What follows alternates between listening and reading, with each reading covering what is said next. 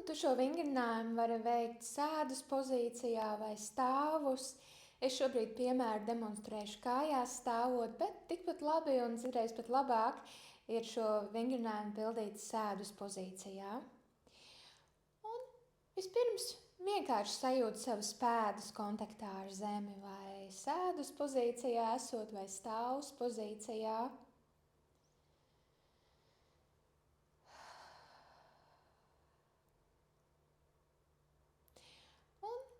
Sākumā mēs piepacelsim vienu pēdu, es tātad piepaceļu labo pēdu no zemes, un tad pieliekam šīs pēdas īkšķi kontaktā ar zemi, un šobrīd sajūtam tikai īkšķi kontaktā ar zemi.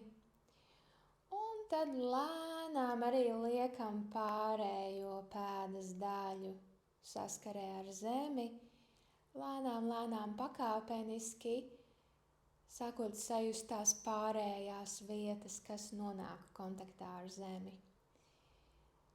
Tad lēnām pakāpeniski liec pārējo pēdu pie zemes, līdz tava pēda ir pilnībā kontaktā ar zemi. Un mirklītī paliec pamani atšķirību tagad tajā pēdā, ar ko tu darbojies, un otrai pēdai. Kāda ir atšķirība?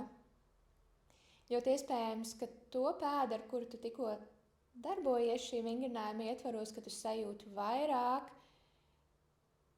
šajā kontakta pozīcijā ar stabilitāti, kā tādu smaguma centru kontaktā ar zemi, un otra pēda vēl netik ļoti.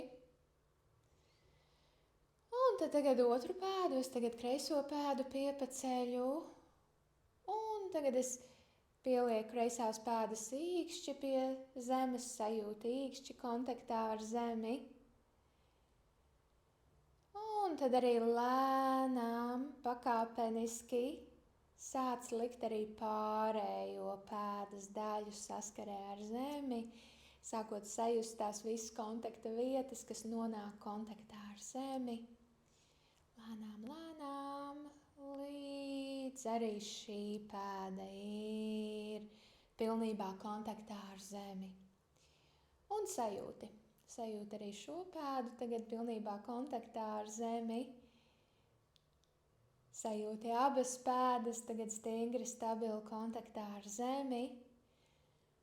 Un pamani kopējo atšķirību šobrīd salīdzinot ar mirkli pirms, kad tu iesāki vingrinājumu.